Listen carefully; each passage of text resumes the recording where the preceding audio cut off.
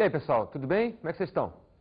Hoje nós vamos começar a estudar um grupo de animais interessantes, chamados de cordados. Especificamente, vamos estudar os protocordados e os peixes. Vamos observar que eles começam a ser estudados no meio aquático. E depois é que nós vamos chegar no meio terrestre. Então, os protocordados, os peixes e até os anfíbios, né, lá são observados, né, esses animais existem dentro da água. Depois vem os répteis, as aves e os mamíferos, onde esses animais já têm uma predominância de ambiente terrestre. Mas que fique claro, os cordados surgem na água e depois é que vem para a terra. Vamos então falar um pouco das características gerais de um cordado. É necessário que existam 3 estruturas básicas, pelo menos uma vez na vida, desse animal. A notocorda, fendas branquiais e tubo neural. Notocorda, fendas branquiais e tubo neural são as características mais importantes que definem um cordado. Então imagina que a gente agora vai para Marte. E em Marte vamos supor que tenha vida. E a gente descobrir um organismo e começar a sacar que ali tem notocorda, tubo neural ou fendas branquiais, eu estou diante de um animal marciano cordado. Tranquilo? Vamos agora detalhar um pouco essas 3 características de cordados. Vamos começar com a notocorda. O que seria a notocorda? Imaginemos que esse fio, tá? Que esse fio seja então um conjunto de fibras e essas fibras estão no dorso do animal. E elas têm a função de sustentação. Só que preste atenção, olha a flexibilidade desse fio. Assim é a notocorda. Ela é diferente da coluna vertebral, que é óssea e é formada parte por parte. A notocorda é um feixe contínuo de fibras proteicas que vão estar presentes pelo menos uma vez no corpo do animal. Posso te dizer o seguinte, a notocorda em alguns animais surge num período da vida desse animal e depois some. Em outros animais, a notocorda surge no período embrionário e aí vai existir até a vida adulta dele. E não surge outra estrutura, nem some a notocorda, nem surge coluna vertebral. Em alguns animais, a notocorda ela é simplesmente substituída pela coluna vertebral. Preste atenção, notocorda não origina a coluna vertebral. Notocorda serve de molde para que a coluna vertebral saiba onde tem que crescer, saiba onde tem que surgir. Senão a coluna vertebral vai nascer na barriga do indivíduo. E agora o tubo neural. Um conjunto de células nervosas, neurônios, né, que vão surgir também no dorso do animal e que no futuro vai dar origem ao sistema nervoso central, o cérebro e a medula espinhal desse animal. Então, já vimos a notocorda e agora estamos vendo que esses animais têm tubo neural na fase embrionária e no futuro vai dar origem ao sistema nervoso. É muito importante porque esse tubo neural ele vai ser responsável pela encefalização dos animais. É esse tubo neural, junto com o sistema nervoso no futuro, que vai ser responsável pela complexidade nervosa, né? Pelas grandes habilidades comportamentais que os animais vão começar a ganhar agora. Se você analisar uma abelha ou um verme, ou até um molusco, você percebe que ele tem alguns limites de comportamento. Mas quando a gente analisa um cordado, um peixe, um mamífero, um réptil, a gente percebe uma variabilidade de comportamentos. Isso é proporcional ao desenvolvimento do sistema nervoso deles. Ok? E o terceiro grande fator, né, que define um cordado seriam as fendas branquiais. Essas fendas branquiais têm que também estar presentes um dia na fase embrionária. É isso mesmo que eu estou falando. Nós já tivemos fendas branquiais. São aberturas que surgem na nossa faringe um certo tempo, e aí, dependendo do animal, essas fendas branquiais nelas podem surgir as brânquias, ou guelras, como os peixes, ou podem ser substituídas. Elas se fecham, né? A faringe que está toda abertinha, ela se fecha, fica um tubo único, e aí é obrigado a surgir pulmão. Os pulmões têm que surgir.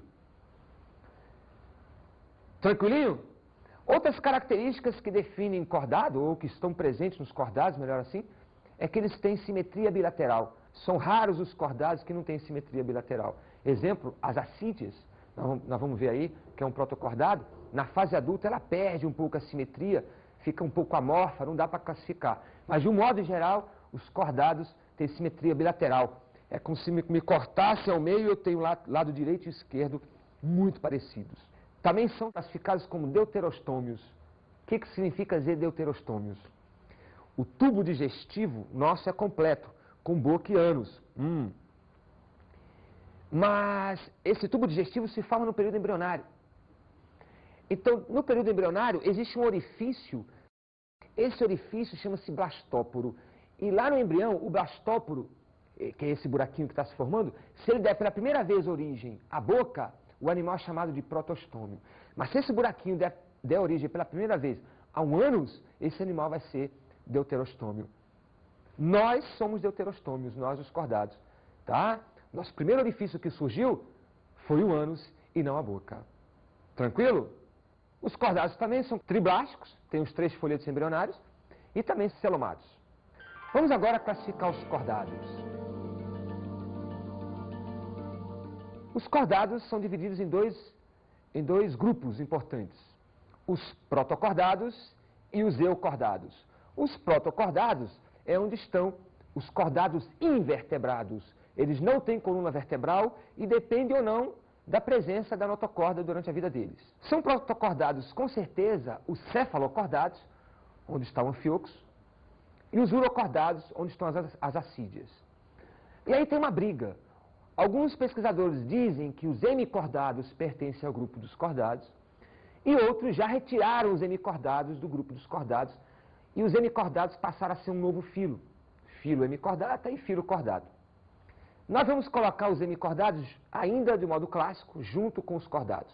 Então nós temos assim, protocordados são os hemicordados, os urocordados e os cefalocordados. Tranquilo? Os eucordados, nós podemos ainda classificar assim, ó. Nós temos a superclasse dos peixes, que se divide em ciclostomados, os condrictes e os osteíctes. Os osteíctes são peixes ósseos, os condrictes, os peixes cartilaginosos, e os ciclostomados, os peixes sem mandíbulas, são as chamadas agnatas, né? E temos ainda a superclasse tetrápoda, que são os animais com 4 membros, né? E que estão adaptados às diversas situações, como as baleias para nadar, nós para manipularmos. E é lá nos tetrápodas que vão estar os anfíbios, os répteis, as aves e os mamíferos. Vamos agora chamar uma enquete interessante para ver se as pessoas sabem diferenciar justamente o que é um tetrápoda, um peixe. Vamos ver lá, vamos ver lá. Fala aí! Você acha que você não é um tetrápoda? Não, nem sei o que é isso. Olha, se você não for um tetrápoda, você é um pisse. Você sabe dizer o que é um pisse? Também não. Não. Então eu vou lhe ajudar. Um tetrápoda é todo animal que tem membros superiores adaptados à manipulação. Ah, agora eu sei. E um pisse, toda a classe dos peixes. Então você é o quê? Trápode. De novo, tetrápoda. Tetrápoda. Você sabia que vocês dois são 2 tetrápodas? O que é isso? Sabia que você é uma tetrápoda? Ah, que é isso? É. Você acha que você é ou não é uma tetrápoda? Ah, sei lá, não sei o que é isso. Então, se vocês não são tetrápodas, vocês são 2 pisces, certo? Isso o que é? Então eu vou explicar pra você. Vem cá, não precisa fugir. Tetrápoda é todo animal que tem membros superiores adaptados à manipulação. Deu pra entender? Então você é um? Tetrápoda? Não, ele é um? Tetrápoda. Tu fala agora. Isso. E peixe, sabe o que é um peixe? Isso também não sei. Toda a classe dos peixes. Então se vocês não são peixes, nós 3 somos 3 tetrápodas. Exatamente. Beleza? Beleza? Você iria se ofender se eu dissesse que você é uma tetrápoda? Quê? Tetrápoda. O que é isso? Você é uma tetrápoda, sabia? Não, o que é isso? Se você não é uma tetrápoda, você é um pisse. Nossa, não estou entendendo sua língua. Então deixa eu lhe explicar. Um tetrápoda é todo animal que tem membros superiores adaptados à manipulação. Ah, é? E pisse seria toda a classe dos peixes. É. Então você é o quê? Tetrápoda? Sim, ela é um tetrápoda. Você viu só? É um problema. Nomes muito difíceis e que não são usuais complicam, né?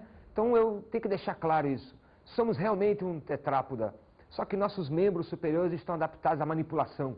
O do morcego, que também é um tetrápoda, para voar. A baleia, o golfinho, para nadar. O cavalo, para tracionar. Ou seja, os tetrápodas têm membros que estão adaptados ao meio ambiente. Não esqueçam disso. Vamos agora nos aprofundar nos protocordados. De um modo geral, um protocordado ele é aquático, pode ser de água doce ou da água do mar. Ele é um invertebrado. Ele é um agnata, que significa dizer que não tem mandíbula, não tem queixo. Tranquilo? Isso define um protocordado. Vamos então falar especificamente de dois protocordados, os urocordados e os cefalocordados. Urocordados, vamos começar por eles. Os urocordados têm como exemplar as assídeas, como você está vendo na imagem, lembra muito uma esponja, né, um porífero, mas não é, é um animal bem mais complexo que aquele.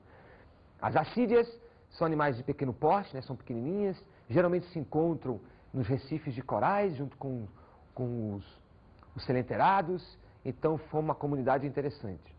São características dos urocordados serem animais aquáticos e predominantemente marinhos. Eu encontro bastante no mar esses animais, mas existem algumas espécies em água doce.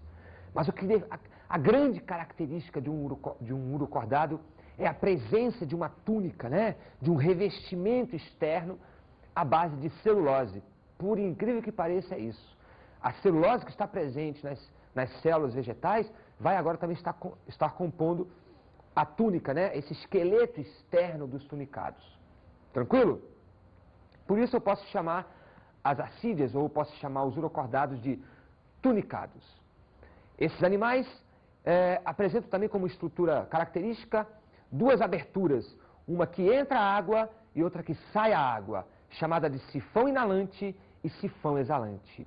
A água entra e vai circular dentro de uma grande faringe. Os urocordados têm uma grande faringe no seu interior e essa faringe serve ao mesmo tempo para quê? Para filtrar a água de onde vai retirar o alimento, o plâncton, e ao mesmo tempo para respirar, tirando dali o oxigênio. Posso dizer que a faringe então funciona como brânquias também. Tá legal? Posso então adiantar que a respiração desses animais é branquial. Também os urocordados, vamos logo ser mais específico no que se refere à reprodução, eles são geralmente hermafroditas, né? São monóicos, têm um desenvolvimento indireto, eles passam por uma fase larval, como você vai ver aí a larva, né? Olha só que interessante. Aliás, pegando essa imagem, comparem a faringe da larva, né? E ela vai crescer bastante no adulto. E a fecundação desses animais é externa, né? Liberam-se os óvulos lá, os espermatozoides aqui, e vai haver uma fusão ali no meio aquático. Quero que vocês voltem a observar a larva. Preste atenção, observe então a larva, muito bem. E olha só, existe a notocorda nessa larva. E depois que essa larva vira adulta, não existe mais a notocorda. Ela perde a notocorda e quem vai sustentar o urocordado é justamente a sua túnica, que não está presente na forma larval. Os urocordados também têm tamanho reduzido, eles são pequeninos, né? São comestíveis alguns. Lá na Ásia, no Japão, por exemplo, eles fazem parte da gastronomia. Também são animais sésseis na sua maioria. A larva, sim, é livre natante, mas a maioria das assídeas estão presas, né, nos recifes de corais. Onde é que eu encontro os urocordados, as assídeas? Eu posso encontrar nos recifes, mas eu também posso encontrar em regiões abissais, em regiões pelágicas, em regiões bastante profundas, onde inclusive não existe iluminação. Mas são animais adaptados, eles conseguem viver bem. Vamos falar agora dos cefalocordados. O maior exemplo é o anfíoxo, um animal dos mais evoluídos entre os protocordados. O anfíoxo, com certeza, dentro de uma linha evolutiva, deve ter originado algum peixe lá na história do tempo. Como característica dos anfíoxos, eu vou logo exacerbando que eles apresentam notocorda durante toda a sua vida. Também são animais aquáticos, mas eles vivem enterrados na areia. Então, quando a gente está pisando na praia, por exemplo, brincando um frescobol, por exemplo, o Paulão e o Beá, eles vão estar pisando em cima dos anfíoxos. Eu faço questão de chamar essas duas crianças amassando pobres e inofensivos anfíoxos. Venham cá jogar um frescobol. Olha só o tamanho dos Godzillas. Rapidinho. Vem, Paulo. Vem aí. Olha só, coitado desses minúsculos anfíoxos, inofensivos sobre a base desta patorra, né, que são animaizinhos de 5 centímetros ou menos, não tem condição, né? Olha só o tamanho das criaturas, vamos lá. Nesse ambiente enterrado, eles estão filtrando, eles são animais filtradores. Sugam a água e aí, através da sua faringe, obtém o seu alimento, né, o seu plâncton. Também são animais em forma de peixes, daí ser chamados de pisciformes.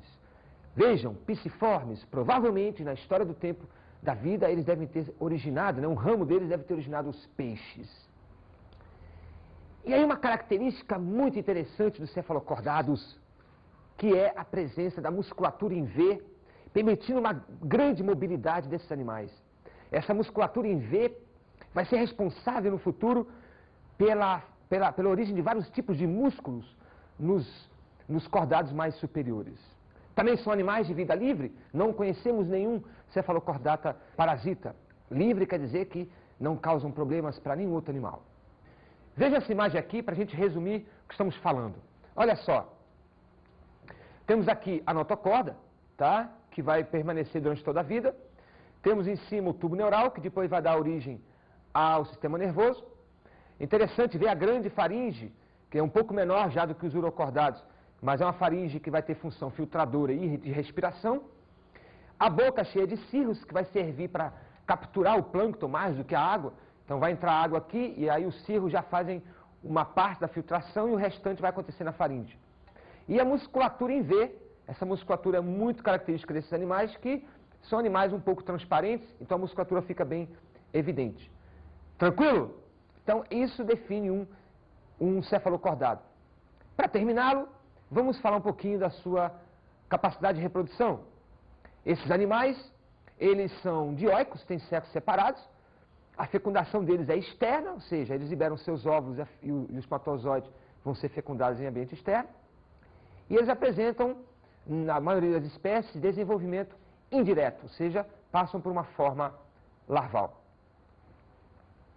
Vamos agora falar dos grandes peixes. Os peixes são os ciclostomados, os condrictes, que são os cartilaginosos, e os ósseos, que são os osteíctes. Os peixes, de um modo geral, como características gerais, né? Os peixes, de um modo geral, apresentam circulação fechada, coração com 2 cavidades e circulação simples. Uma dessas 2 cavidades do coração é o átrio e a outra é o ventrículo. Observe essa imagem comigo. O ventrículo e o átrio. O sangue chega no átrio e depois passa para o ventrículo e depois é que vai para as brânquias. O sangue chega com gás carbônico, sangue venoso, passa pelo ventrículo como sangue venoso e aí vai para as brânquias. Por isso é chamada de circulação simples, porque só passa uma vez no coração, e é também chamada de uma circulação completa, porque o sangue não se mistura no coração, só passa um tipo dele no coração. Tranquilo? Outra característica de peixes, comum, né, é que eles apresentam a linha lateral. Essa linha lateral, na verdade, é um conjunto de sensores importantes para o equilíbrio do peixe, para a sua localização espacial. Imagine um peixe no meio oceânico, dificilmente ele vai saber, né, se está de cabeça para baixo, de cabeça para cima, se está de lateral, enfim. Essa linha lateral serve para saber dar um posicionamento ao peixe e também saber se vem algum predador ou não na sua direção. Então tem função sensorial. Nos peixes ósseos é bastante evidente, nos peixes cartilaginosos não é tanto, e nos peixes ciclostomados também não é muito evidente.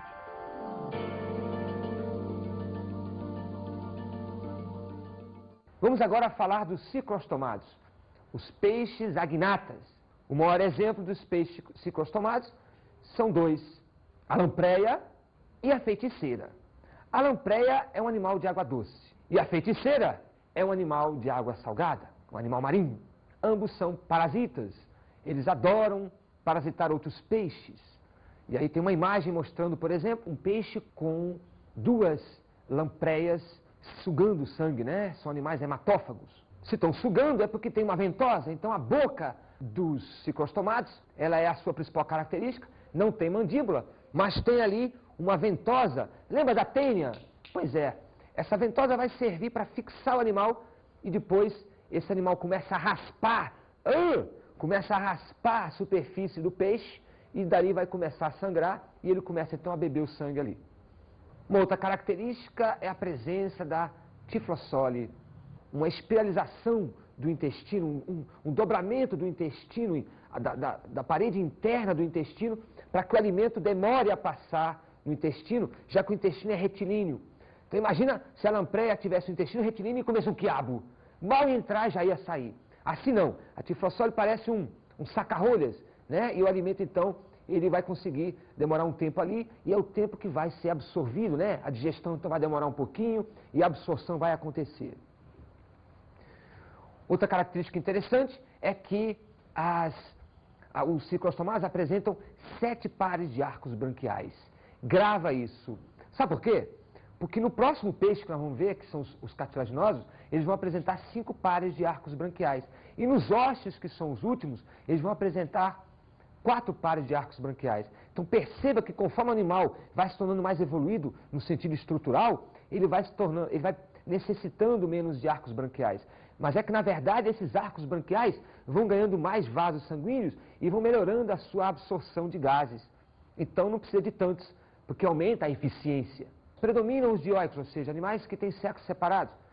E eles têm fecundação externa, né, como a maioria dos peixes, e eles passam ou não por forma larval. Os aquáticos geralmente passam por forma larval. Não podemos deixar de observar que esse animal apresenta, além da coluna vertebral, que é um esqueleto cartilaginoso, então ele apresenta uma coluna vertebral cartilaginosa, a notocorda. Vamos agora falar de peixes cartilaginosos, os condríctes. Famosos aí são a arraia e o temível tubarão, que não é tão temível assim, tá?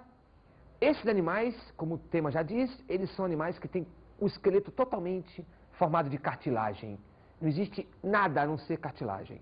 São animais notadamente predadores. As arraias e os tubarões, por exemplo, são animais extremamente predadores. Se alimentam de presas. Eles têm algumas peculiaridades. Por exemplo, os condríctes fazem pouca urina. Dessa forma, armazenam muita ureia. Daí eles são chamados de ureotélicos. São animais que armazenam ureia no seu sangue, na sua corrente sanguínea, nas suas células, para assim aumentar a concentração do seu organismo em relação ao ambiente externo. Esses animais predominam no ambiente aquático marinho, um ambiente extremamente saturado, né, cheio de componentes salinos. Então, para que esse animal consiga se adaptar a essas condições, ele aumenta as suas concentrações de ureia e assim ele consegue equilibrar, se tornando o organismo dele isotônico com o ambiente onde ele mora, onde ele habita. O seu intestino também apresenta a estrutura tiflossole, né? Com o mesmo princípio que eu já expliquei lá nos ciclostomados, melhorar a absorção dos nutrientes. Quanto às nadadeiras, esses animais já apresentam nadadeiras duplas, né? Nadadeiras pares, como a nadadeira peitoral, por exemplo, e nadadeiras ímpares, como a caudal e a dorsal. Aliás, a nadadeira dorsal é famosa nos tubarões, né? O tubarão, quando está fazendo a ronda da sua caça, né? Está fazendo a ronda da sua presa, ele aponta, no caso, a nadadeira dorsal, e aí criou-se um estigma, né? Ó, tubarão! Aquela aí é a nadadeira dorsal. A nadadeira caudal, ela pode ser do tipo heterocerca.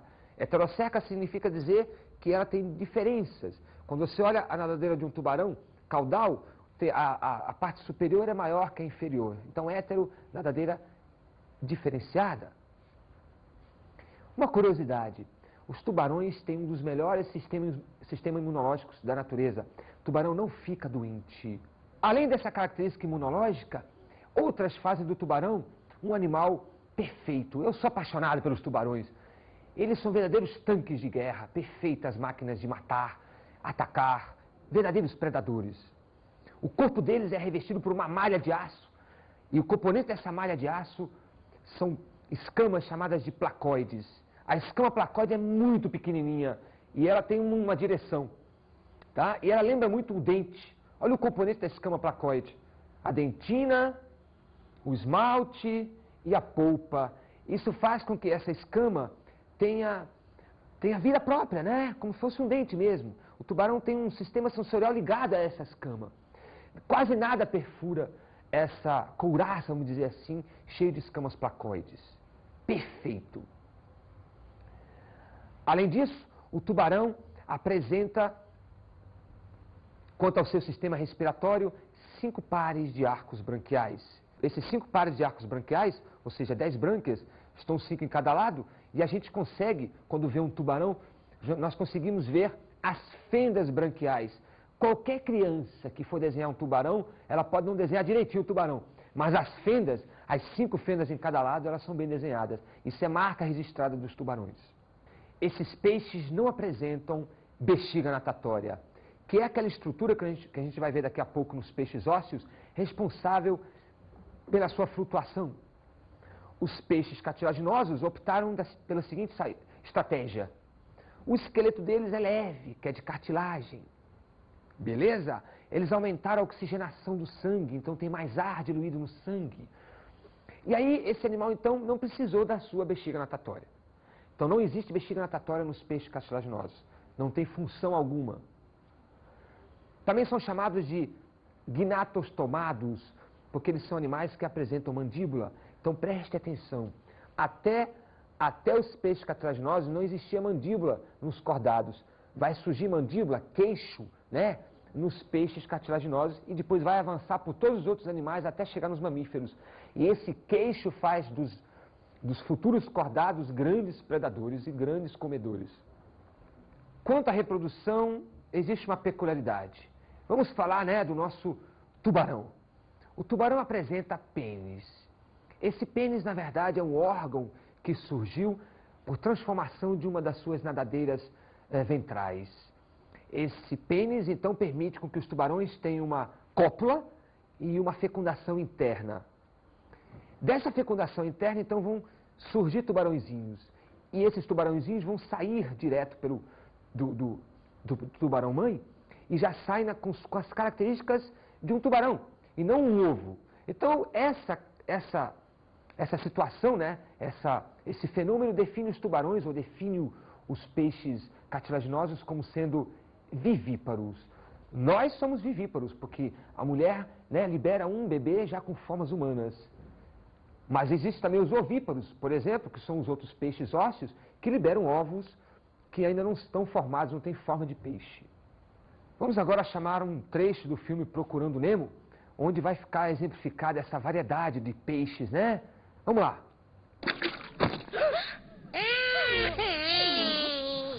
É ali que devia brincar. Que nadadeira é essa? Ela é meio engraçada. Ai, eu tô quieto. Comporte-se, é o primeiro dia de escola dele. Ele nasceu assim, crianças. É a nadadeira da sorte. Pai. Olha esse tentáculo. É mais curto do que os outros tentáculos, mas quase não dá pra notar. Principalmente quando balanço assim. Eu sou alérgico a H2O. Eu sou um mala sem alça. Vamos aprender e nomear todas as ondas do mar pra valer. Que raia! Vem, Nemo! Opa, não, sai de perto de mim. Pelágica, mesopelágica, marcial, abissal. As outras são profundas, não dá pra ver. Onde será que a minha turma foi parar? Estão aí! Subam a bordo, exploradores! Explorar o saber é tão lírico quando o pensamento é empírico. Pai, já pode ir agora. Ora, quem é esse? Eu sou o Nemo. Bom, Nemo. Novos exploradores têm que responder uma pergunta científica. Tá bem. Em que tipo de casa você mora? Numa Tá bem, olha o nó na língua. Bem-vindo a bordo, exploradores! Se eu saber, uma das nadadeiras dele é pequena. Quando fica difícil pra ele nadar, eu dou uma paradinha. 10, 15 minutos Pai, já dá. tá na hora de você ir agora. Não esquenta! Vamos ficar juntos em grupo. Atenção, turma! Órbitas oculares pra frente e lembrem-se, vamos evitar de expressar opiniões... Legal, né? Muito bonito esse filme, né? Viram, então, vários peixes entre os cartilaginosos e os ósseos. O Nemo, por exemplo, é um peixe ósseo. E agora vamos começar a falar dos peixes ósseos. Como característica geral, eles apresentam esqueleto ósseo e algumas partes, né, as articulações, por exemplo, cartilagem. Apresenta o corpo revestido por escamas, só que agora as escamas não são mais placoides, mas sim membranosas. E essas escamas recobrem o corpo do peixe, protegendo-o. Alguns peixes, as escamas são minúsculas, e a gente considera que são ausentes, né? O pessoal chama popularmente de peixes de couro. Como exemplo, nós temos aí a sardinha, o pirarucu, a pescado, o lambari, etc, etc, etc. Podemos ainda falar que esses animais perderam mais um par de arcos branquiais. Eles apresentam agora 4 arcos branquiais, ou 8 brânquias. E essas brânquias estão protegidas por uma estrutura óssea na cabeça, chamada de opérculo. Quando a gente vai comprar o peixe, a gente levanta o opérculo e vê se as brânquias estão vermelhinhas, brilhantes e com cheiro característico de peixe.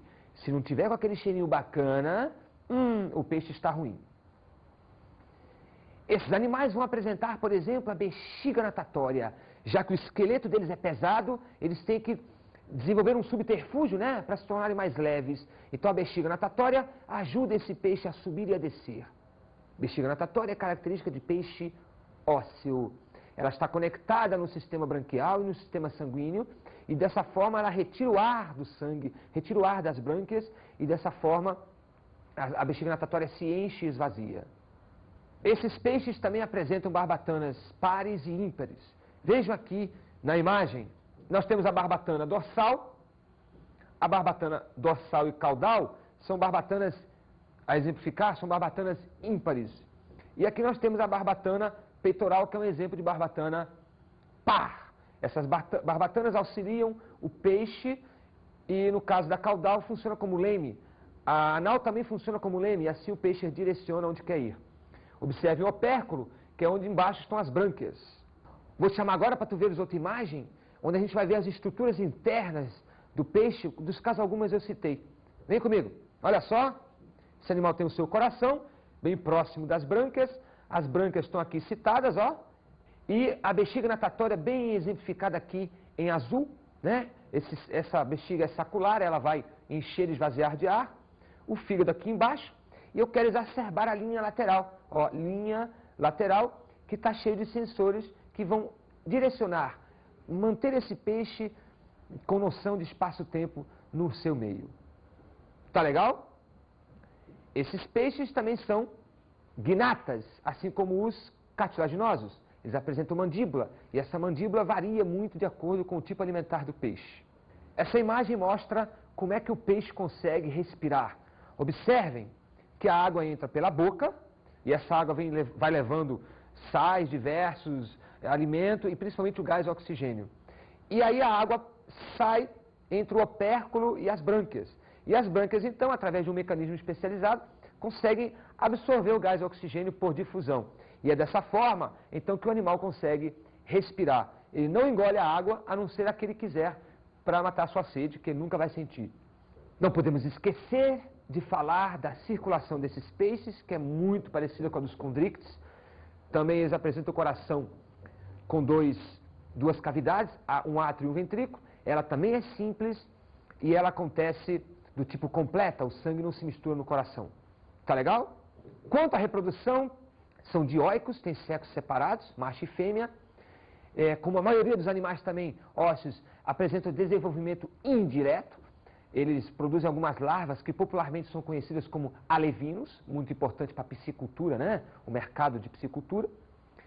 Esses animais também, na sua grande maioria, apresentam fecundação externa, ou seja, liberam óvulos e depois os espermatozoides também liberados na água vão fecundar esses óvulos.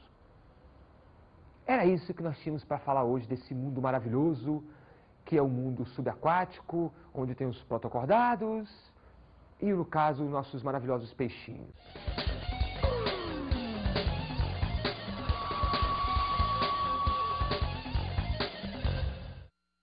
Como dica de estudo, eu te sugiro assistir o filme Procurando Nemo, mas agora com o olho clínico, né, observando a variabilidade de peixes e componentes marinhos. E também, se você puder pegar alguma fita, algum DVD do Jacques Cousteau, para ver a capacidade que ele tinha de filmar a vida submarina, você vai adorar. Legal? Faça isso que você vai aumentar seu conhecimento sobre a biodiversidade dos peixes e do mundo subaquático. Até mais.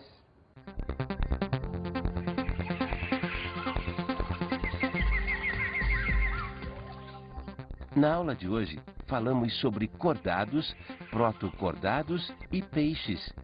Os cordados são animais que apresentam características básicas como notocorda, tubo neural e fenda branquial, pelo menos uma fase da vida. Vimos a classificação dos cordados. Os cordados basicamente se dividem em protocordados, que são os cordados invertebrados, e os eucordados, que são os cordados vertebrados. Analisamos a superclasse Piscis. Os peixes se dividem em ciclostomados, ósseos e cartilaginosos. E estudamos as principais diferenças entre peixes ósseos e cartilaginosos. Peixes ósseos formados por esqueleto ósseo e presença de bexiga natatória.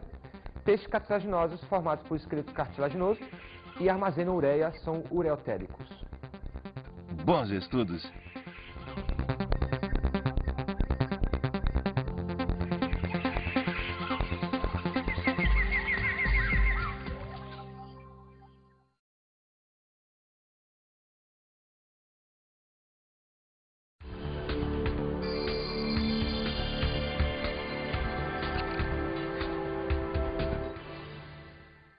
Sugiro que reúnas a turma e coloques uma fita do Jacques Cousteau e, após assistir a fita, comente a variabilidade, a biodiversidade dos peixes.